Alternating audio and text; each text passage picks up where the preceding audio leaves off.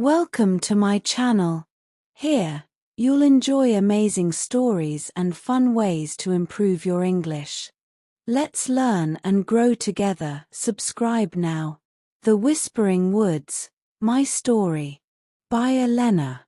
I don't have much time left, so if you're reading this, please listen carefully. My name is Elena, and I need to tell you what happened in the Whispering Woods before it consumes me entirely. It all began on a crisp autumn morning when I arrived in Eldamere, a town so small it didn't even appear on most maps. I was a journalist chasing my next big story, and the rumors about the forest intrigued me. Whispers of people vanishing, eerie voices, and strange lights, how could I resist? When I asked the townsfolk for directions, they were less than welcoming. Old Mrs. Klein at the diner grabbed my hand, her eyes wide with fear. "You stay away from those woods," she warned. "No one who goes in ever comes out the same." I brushed her off, thinking it was just another spooky legend. Every town has one, right? That evening, armed with my camera and a flashlight, I decided to see for myself. The forest loomed like a shadow on the edge of town, its trees tangled together as if guarding a secret. As I stepped onto the path, the temperature seemed to drop instantly. The leaves crunched beneath my boots, but the sound felt muffled, like the air itself was pressing in around me. For the first hour, nothing happened. I even started to feel foolish for believing the stories. But then I heard it, a faint whisper, so soft I almost missed it. "Elena!" I froze. The sound wasn't coming from a single direction, it seemed to be everywhere. "Who's there?" I called out, my voice trembling. The whisper came again, louder this time. "Elena, come closer." Every instinct told me to leave, but curiosity has always been my downfall. I followed the voice deeper into the woods. The trees seemed to close in tighter, their branches forming unnatural shapes. My flashlight flickered, casting strange shadows that danced like they were alive. Then I saw it, the clearing. In the center was an ancient stone altar, covered in moss and glowing with a soft, unnatural blue light. The air around it buzzed with energy, and the whispers were deafening now, a symphony of voices all calling my name.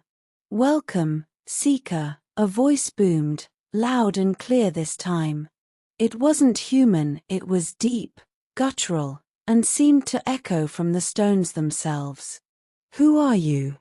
I demanded, my voice shaking. "You seek the truth," the voice replied. "And the truth demands sacrifice." Before I could respond, the ground beneath me began to tremble. Shadows spilled out from the altar, coiling like smoke and taking shape. A figure emerged, tall, faceless, and cloaked in darkness.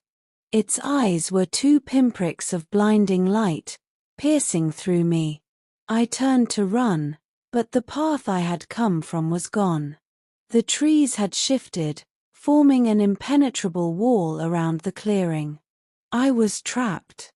"Your curiosity has led you here," the figure said, its voice a low rumble.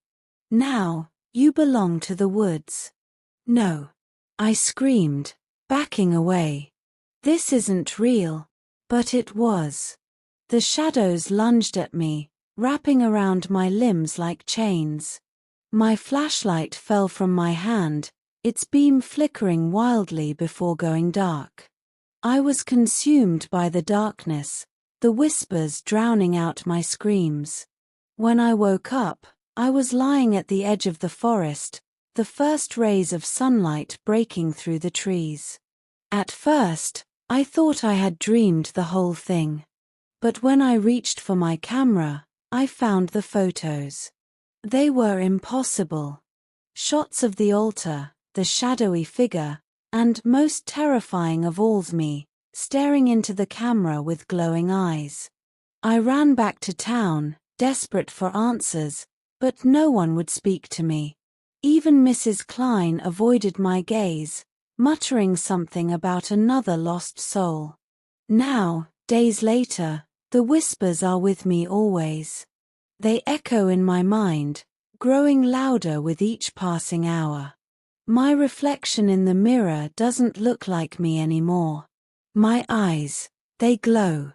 The whispering woods took something from me, something I can't get back. And now, they're calling me home. If you ever find yourself in Eldermere, stay away from the forest. Don't let your curiosity get the better of you, like it did me. Because once the woods whisper your name, there's no escaping.